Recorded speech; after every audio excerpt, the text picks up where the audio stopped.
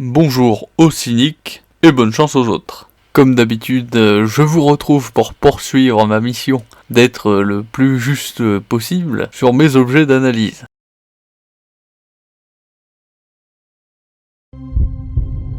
Récemment, vous avez essuyé de nombreuses critiques pour ce que beaucoup... Je crois pas qu'il y en ait eu tant que ça. Si, je vous assure. Le secrétaire à la Défense va lancer une enquête concernant vos actes récents. Vous trouvez ça drôle? Mes actes récents? J'ai empêché une guerre. Peut-être. Non, pas peut-être, je l'ai fait. En réalité, vous êtes entré illégalement dans un pays souverain. C'est comme ça que tu veux la jouer? C'est pas moi qui me fais interviewer, Superman. Avez-vous consulté le président? Non. Si on pense que vous avez agi en tant que représentant des Je n'ai États-Unis, ça ne jamais ferait agi que comme mon plus nom à de moi. problèmes dans le monde entier. Et avec plus... les meilleures intentions. Si j'étais dans la même situation, je me poserais des questions et j'envisagerais les conséquences Tout de le mes... pays se serait fait tuer. De façon évidente, avec le dialogue entre Lois et Clark de début de trailer, on comprend que le thème principal du Superman de Zack Snyder sera également celui du Superman de James Gunn. Et ce thème tient dans la question suivante: est-ce que les dégâts occasionnés par les combats de Superman, ajoutés au fait qu'il n'obéit qu'à son sens de la justice et à personne d'autre, sont-ils négatifs au point de le discréditer? Personnellement, j'ai beaucoup de difficultés à comprendre l'intérêt de ce questionnement. Si on réfléchit dans le contexte des personnes qui vivent dans l'univers d'ici, à moins qu'ils ne pensent que Superman crée les monstres et les menaces qu'il défait pour passer pour un super-héros, les destructions causées par ses adversaires devraient rendre caduque le thème posé par Snyder, puis visiblement Gunn. C'est un dilemme qui n'en est pas un au fond.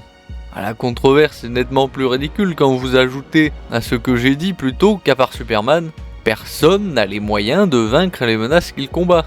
Non, en vérité, ça révèle soit une compréhension limitée des conséquences de l'étendue des pouvoirs de Superman et de ses adversaires, soit une volonté de faire des allégories, des métaphores, afin de créer un discours sur notre réel à nous. Après oui, je sais bien que dans le cas de l'affrontement avec Lex Luthor, c'est un peu la seule chose qui permet de rendre ce dilemme un minimum cohérent, parce que voilà, il jette de l'huile sur le feu, il manipule l'opinion publique. Enfin bref, grosse faiblesse de la deuxième option, c'est que si c'est ce choix qu'ont fait Snyder et Gunn, le message est si diffus qu'il en est confus de A à Z. La première option semble plus probable, à moins que ce soit une troisième option, et que ce soit ce que les Anglais appellent une self-insert. Pour traduire, ça revient à supposer que le réalisateur a fait faire telle ou telle chose à son personnage, pas parce que ça avait du sens dans la logique interne à son histoire, mais parce qu'il voulait parler de ses problèmes dans la vie réelle, régler ses comptes avec des détracteurs, se venger de telle ou telle personne, bref, de faire preuve d'une immaturité enfantine. Le visionnage des films et bandes annonces de l'un et de l'autre m'amène à penser que dans le cas de Snyder comme de Gunn, c'est un mélange de la première et de la troisième option. Et je vais quand même pas aller jusqu'à dire que voilà, c'est vraiment tranché, que c'est vraiment l'un ou l'autre, c'est plutôt un mélange des deux choses. Pour moi, le thème vraiment litigieux et profond de Superman, c'est en substance le même que celui assez classique de Batman. Vu la nuisance extrême que représentent ses adversaires, qu'est-ce qui justifie de ne pas les tuer ? Et là, ça ouvre la porte à plein de réponses diverses. Par exemple, vous pouvez dire que ça abîmerait l'état psychologique du héros, risquant de le transformer profondément en une personne instable et dangereuse, ou alors que sa psyché est telle qu'il est incapable d'en venir à tuer. Bref, vous avez plein de pistes à explorer sur la question. Sur ce, retournons à la critique de la bande-annonce.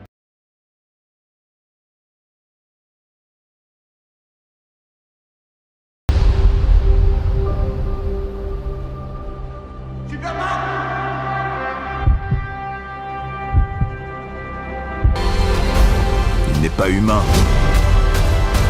C'est une chose.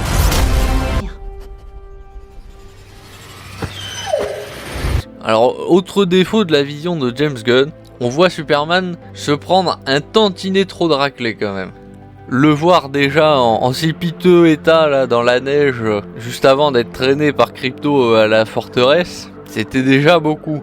Mais rajouter là le moment là, oui, il est incrusté dans le pavé. C'est tout un ensemble de choses qui participent à lui enlever la gravitas qu'on attendrait d'un héros aussi droit dans ses bottes.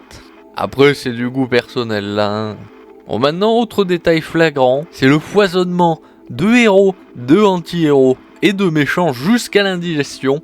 James Gunn, il a voulu concurrencer la diversité de persos qu'on retrouve dans un Comic-Con avec cette affaire. Dans l'ordre d'apparition dans la bande-annonce, on reconnaît l'acteur Frank Grillo qui est censé jouer Rick Flag Sr., le père de Rick Flag, meneur du deuxième film sur la Suicide Squad réalisé par James Gunn. C'est un général américain, il a dirigé et mené sur le terrain le Créature Commando, ce qui le lie à Amanda Waller. Bien qu'il soit moins néfaste que Waller, ça reste une sorte de anti-héros. Après, avec lui, voilà, il y a une frontière vraiment très mince entre anti-héros et héros. Mais contrairement à elle, il a des capacités exceptionnelles puisqu'il a été capable d'empêcher Dr Phosphorus de se libérer de son dispositif neutralisant, ce qui n'est pas rien. Ce dernier, il peut quand même envoyer des rayons de radiation capables de fondre des balles, des missiles. Il est assez fort pour transpercer un humain avec ses poings. Alors Rick Flag Senior, il sera présent dans la saison 2 de Peacemaker, probablement avec l'intention de se venger de Peacemaker qui a tué son fils.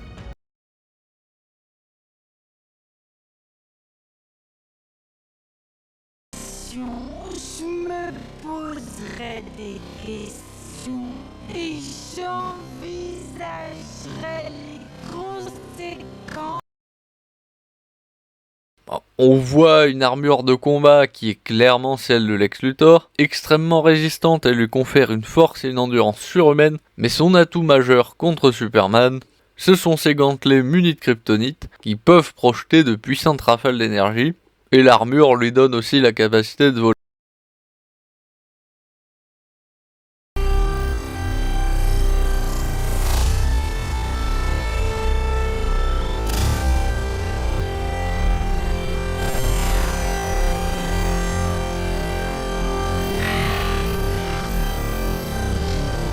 Alors par contre, j'avoue ne pas savoir qui est la dame avec les scies à la place des mains. À un moment, je me suis dit peut-être Métamorpho. Mais bon, c'est un homme dans les comics et on voit clairement Métamorpho après dans la bande-annonce. Peut-être Firefly parce que le personnage a tout un tas de gadgets. Ou encore une héroïne assez obscure que je connaissais pas, Sosemi Cross. Je sais pas non plus comment ça se prononce, alias Nemesis, mais franchement là je suis sûr de rien. Encore une fois, on voit Mister Terrific. Histoire de ne pas briser la manie de James Gunn de dénicher des persos anecdotiques inconnus du grand public. En gros, c'est la version gentille de Lex Luthor ou Brainiac. Le fait qu'il ait 14 doctorats, ce n'est rien en comparaison du fait qu'il est la troisième personne la plus intelligente de l'univers DC et la plus intelligente de la Justice League. Après, honnêtement, comme toujours avec les comics, ça dépend des versions, bien entendu. Il sera plus ou moins haut dans le classement en fonction de ça. En passant, drôle d'idée de faire des persos dont le créateur postule qu'ils sont à ce point intelligents, parce que ça rend strictement impossible l'écriture cohérente d'un perso avec ce niveau d'intelligence pour quelque humain que ce soit. C'est tout bonnement impossible d'écrire un personnage avec des capacités intellectuelles supérieures à soi. Un bon point pour Gunn qui respecte son design des comics, qui n'est pas ridicule sur grand écran, le mélange des couleurs, de la ligne géométrique est plutôt correcte. Alors que c'est difficile d'en dire autant pour Crypto. On a de nouveau Hawk Girl qui apparaît aux côtés du Green Lantern à la coupe au bol. Et comment dire, on se croirait à un rassemblement de bikers au goût douteux. Ça n'a pas dû coûter bien cher pour les costumes, qui sont extrêmement génériques. Ça fait veste de moto peinte pour l'occasion. Après, là, on voit sans doute possible Métamorpho. Le gars tout chauve qui joint ses mains avec là des particules qui flottent, là, qui bougent. Encore une fois, selon les versions, ça peut être un très sérieux client ou pas. Puis le tout finit sur Lois et Clark qui s'embrassent et Crypto avachi sur Clark. Mais ça fait retomber le flanc un brin brutalement. Par contre, ça a l'avantage de donner le ton d'une version plus heureuse pour Clark, moins déprimante pour lui.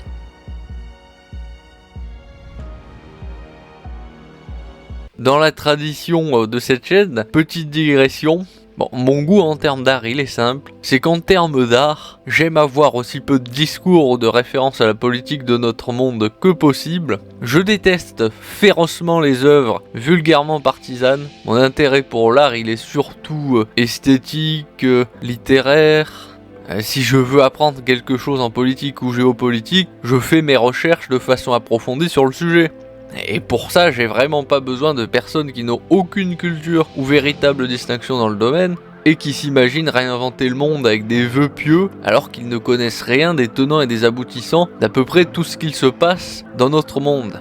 Des prétentieux qui pensent que leur avis compte, sans avoir eu à fournir d'efforts dans le domaine, c'est un peu le cordonnier qui dit au boulanger qu'il sait mieux que lui comment faire son pain. Enfin tout ça pour dire que ce serait reposant d'avoir un Superman qui reçoit des critiques sensées.